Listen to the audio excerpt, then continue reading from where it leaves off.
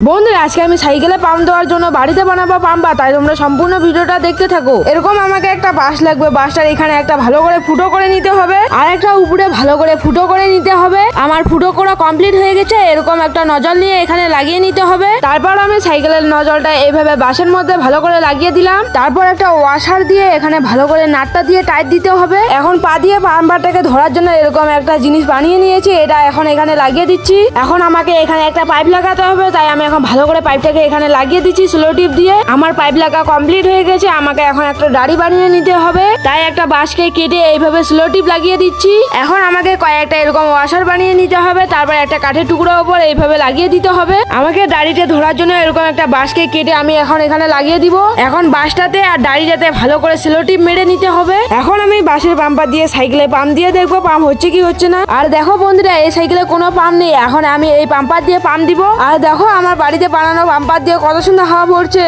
আর দেখো আমার সাইকেলে কত সুন্দর হাওয়া ভরছে। এখন আমি সাইকেলটা চালিয়ে দেখি, সাইকেলটা তো অনেক সুন্দর চলছে। আজকের মধ্যে টাটা, নেক্সট অন্য কোনো ভিডিও নিয়ে আসি।